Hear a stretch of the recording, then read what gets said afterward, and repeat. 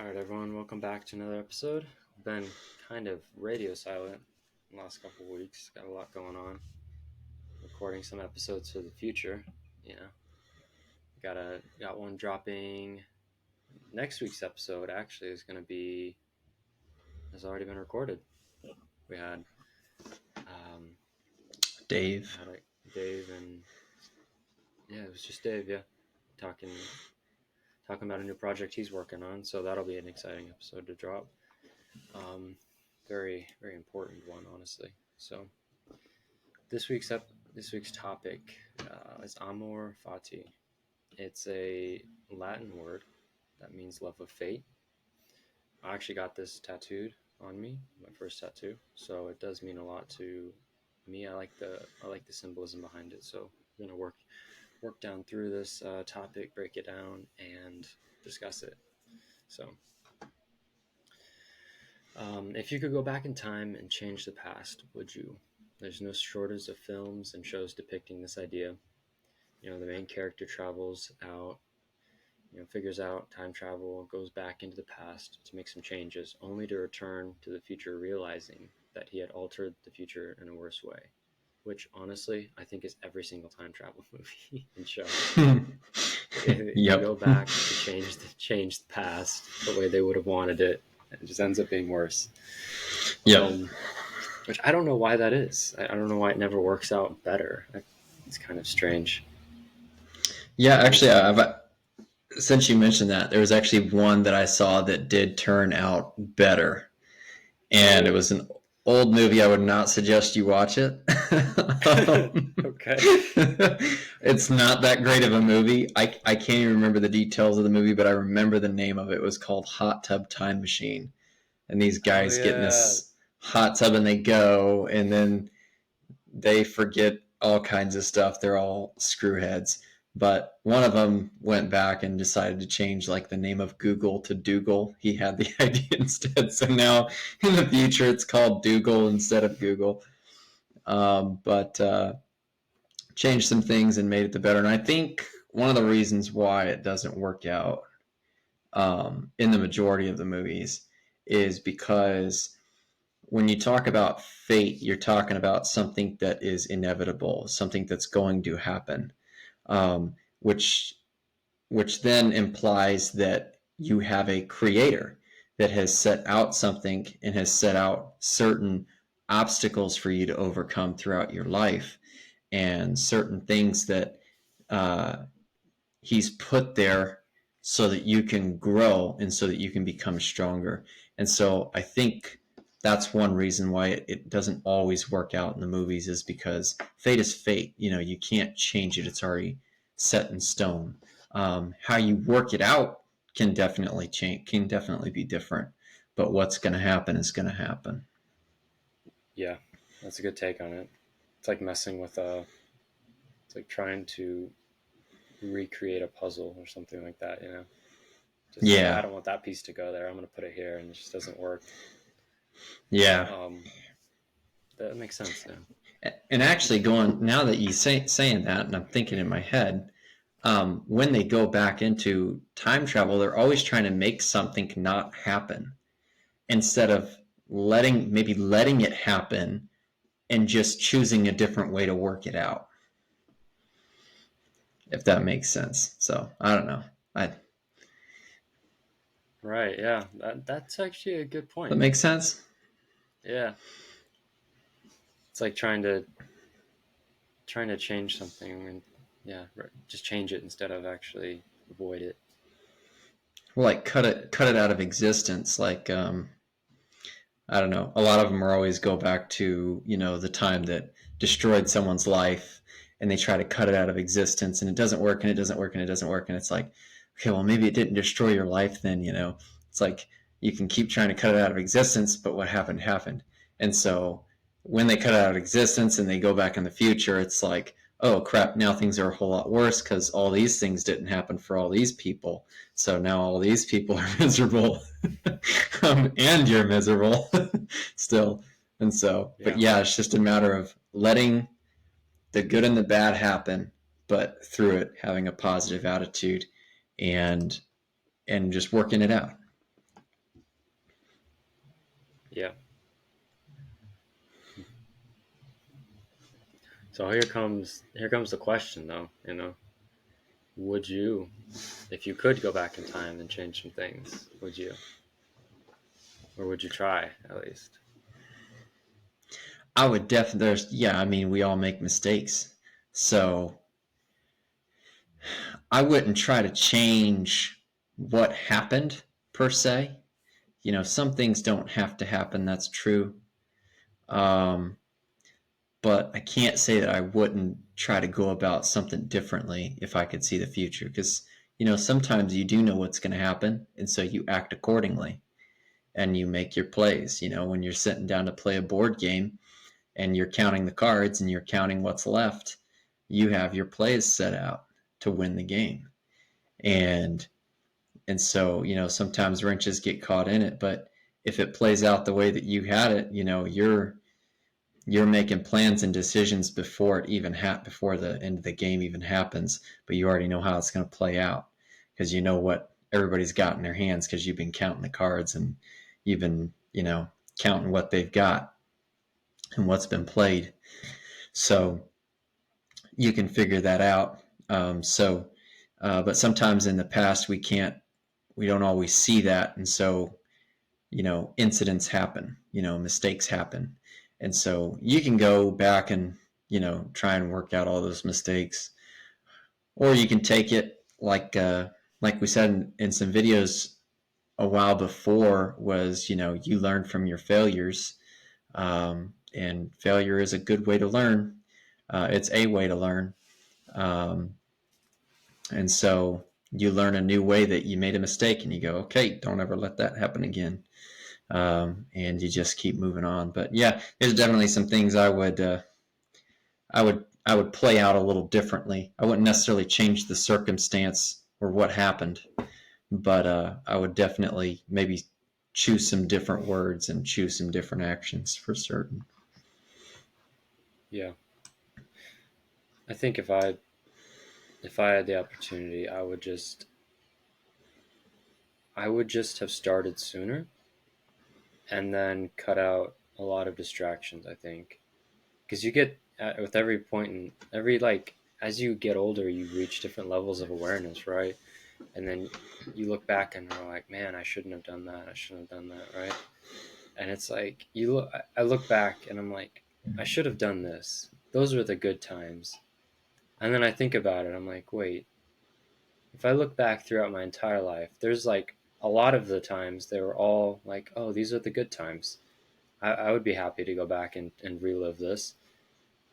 And then I think about where I'm at now, and it's like, wait, in 10 years, am I going to look back to this point in time and be like, oh, these are the good times? You know, gotta like love the struggle, right? Yeah, I see that a little bit. I feel like we're both going to look back in 10 years and be like, yeah, that sucked, but it was great. That sucked, but it was great. We're where we are now. Yeah. Yeah, which kind of lines up to part of your newsletter here, which is every part of your past is a building block for the person you are today, which I think is pretty good pretty good quote to tack on to that. Right. And then I go into a little bit more, and it's like the exact place you are now, which is reading this newsletter by a dude in Kansas, right? It's like Mm-hmm. if you're upset with where you're at now, but you don't realize that the fact that you're maybe listening to this or working towards something to try to make yourself a little bit better, learn more, find some ideas, you're trying to improve yourself in some way. It's like you're actually not doing that bad, right? Because you're trying. And that's really all you can do. Yeah, yeah. I mean, we find steps along the way that we realize, like, oh, okay, I wasn't doing this, and this was a big mistake. I should have been doing this from day one. But now you're doing it, and now you're making progress, more progress or faster. And that's just part of going along the way. So the quicker you get started, the better off you are. Yeah. Yeah, and just start, because there's never going to be a perfect time. Right. And then when you don't feel like doing it, that's when you do it, because then you're going to feel better. Like I didn't feel like recording today, but now that we're 10 minutes into this, I'm like, I do enjoy this. So just do it. Right? Mm-hmm. Um, so Amor Fati, translated from Latin, means a love of one's fate.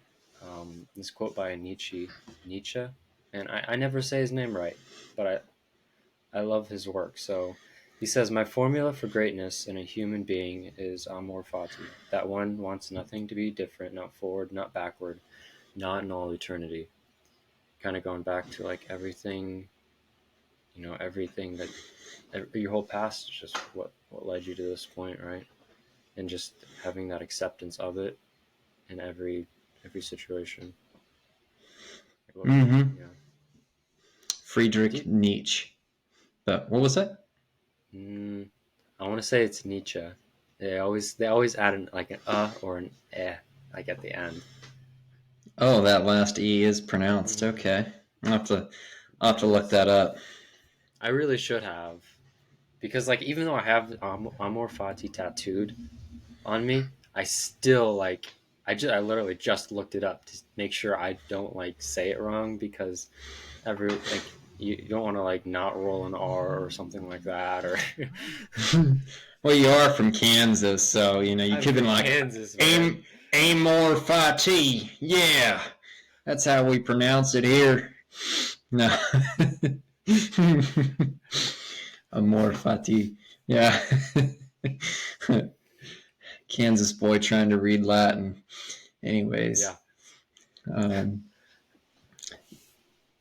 what you? Um, I think you had a question for me there a minute ago. I couldn't remember what it was. no, it You was just started it. how do you say his last name? Oh, okay. I don't know. But let's keep rolling. We'll just keep rolling with that. No, I like the thing a love of one's fate, and I think that kind of translates to actually a love of one's own being, just being you. So many times, like I see people that want to, you know, jump out of being themselves because they're not happy with where they're at. So they decide, well, my life would be so much easier if I was this guy, or if I was rich, or if I was, had a family, or if I had this. We always tend to try to latch onto things that, my life would be so much better, and you want to be something that you're not today. Um, and I think it's important that we want to be what we are today. As far as being ourselves, I'm not saying don't improve yourself. Obviously, everybody needs to improve all the time. Even the richest, most wealthiest, most knowledgeable, uh, uh, wisdom-filled person still has more to go. But I think we should be careful to not want to be um, someone else, because you are you. There's no one else like you. You're special, and in your creation, you're it. There's no other strand of DNA that's like yours. So I think it's important that we be ourselves, and not saying that we don't progress and grow in wisdom and in knowledge, and in our life, and in making oneself better. But anyway, so a love of one's fate, kind of, a love of one's own circumstances, as we go through life, just loving what is tossed in our lap and dealing with it, and accepting it as a challenge, and something to challenge us, maybe. So. Yeah. Um, to back that up, I have a quote in here that says, from Ralph Waldo Emerson, that says, "What lies behind us and what lies before us are tiny matters compared to what lies within us." Hmm.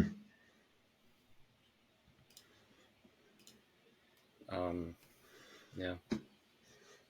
Instead of feeling victimized by circumstances, the concept of Amor Fati allows us to take control of our responses to the challenges rather than wishing that it wasn't us. It kind of points us to think that, to focus on how we respond, I guess. Right. I've got a couple stories here. One from Steve Jobs. Steve Jobs, the founder of Apple, was after he had, I don't know how long it was after the company's like creation and stuff, but he was actually like the board voted him out of being CEO or something like that. And instead of like quitting,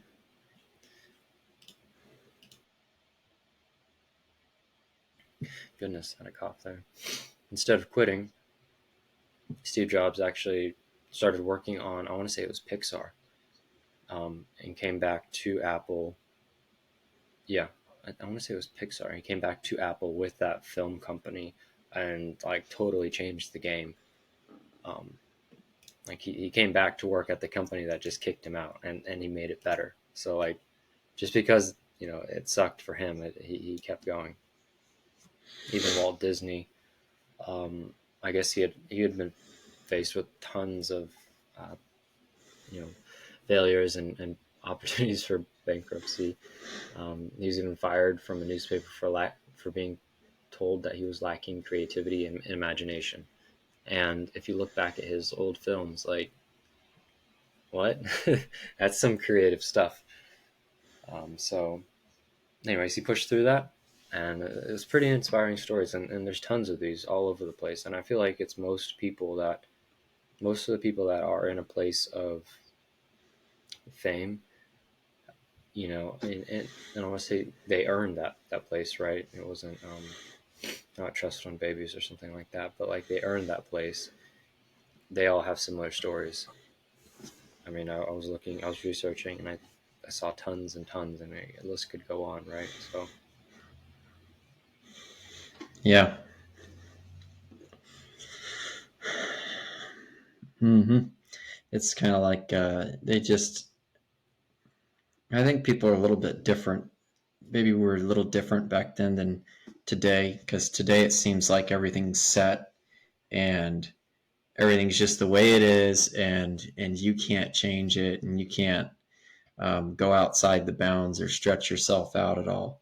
Um, but the truth is that we have more capabilities today to do that, to be able to run our own company, do our own thing.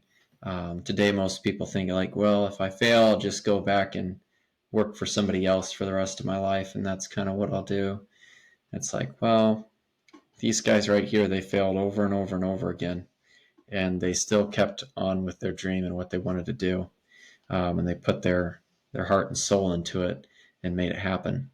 And I think that's it's just loving your own fate, loving your own circumstances, and dealing with them. And I think that's one way to success is dealing with your crap and moving on. But yeah, everyone has their own crap. It's just up to you on how you decide to deal with it. Um, yeah, got some practical ways to practice Amor Fati. So being present is definitely one of them. You know, the only way to really, instead of having that shoulder demon on you saying your life sucks and just pushing through and always having something to distract you, by being present, you're allowed to just focus on the now, but then accept the past. And that's one thing that I definitely try to do every day. Just work on being present. Also, being open to change. Right, the world is changing extremely fast, and you know, if if we I mean, being reluctant to change is okay, right?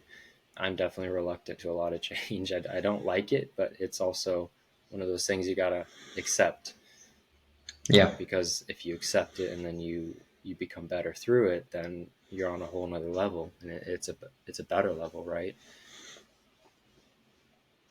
Um, Yeah. Another thing is view mistakes and setbacks as just an opportunity to learn. Looking back through like all the mistakes and failures in our life, just say like, what's the takeaway from that? I definitely do this. It's like, oh man, what did I do wrong here? What can I learn from this? And then just let it be there. This is one that I kind of that hits me the most is viewing mistakes and setbacks. This is something. This is probably like the biggest thing that I do is I critique everything, and so it's like even when playing board games with people, it's like every time I sit down, it's like, okay, how can I play the best possible game? I'm like, I'm just like counting every move. Like I'm not even paying attention to conversations at the table. Like, hey, we're spending time together, Dalton. Remember, we're all friends here. Your life We're doesn't friends depend here. on this game. And so, but I do that in a lot of areas. Like, okay, how can I do better here? How can I do this? And I definitely beat myself up over my mistakes, and think, oh man, why did I do that? It's like, you just gotta, it's part of the process. It's part of learning. But Yeah, you made a good point there, though. That's how life is, and that's what I've noticed myself doing. Is like, gosh, I don't know if you hear the dogs in the background, but losing it.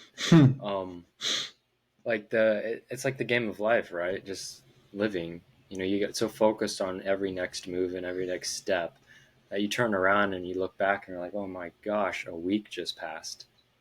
Where was I? mm, Right? You're just so like so critical, so analytical, or just like so focused on an outcome that you ignore the present. And that's something I freaking struggle with, man.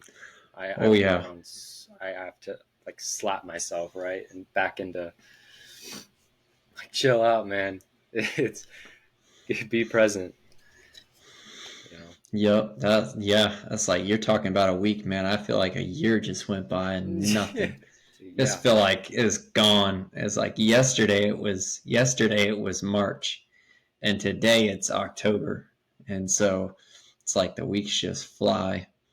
And so, but yeah, where we are is focusing on the present is something that I struggle with a lot as well. Um, right. but Yeah, like I just caught myself doing it before the podcast. I was like, man, all right, so I got this to do, this to do, this to do, Monday, Tuesday, and then it's like, all right, I've got all this to mm-hmm. do before Friday. It's like, oh man, that's overwhelming. But then, like sitting on this podcast, I'm like, you know what? I really got to take this like one step at a time, or I'm gonna lose my mind. Like, there's just too much to do. Um, so 100%. Like, I love that the comparison to the video game or to the board game. It's Yeah. absolutely true. That's life, man. For me, at Oh yeah. least, and so That's what you got me thinking of a particular board game that we play. We play it all the time with our friends. It's called Ticket to Ride, Rails and Sails, and everything in that game, man. You gotta if you want to play with experienced players, you gotta have everything planned out, and you gotta know when to just cut something off out of your plan, or else it'll ruin everything that you're doing. And that's how that game works is like you keep trying to hold on to this little thing that you had part of your plan that somebody screwed up. If you hold on to that, you're going to waste the game away, and then you'll have nothing at the end of the game.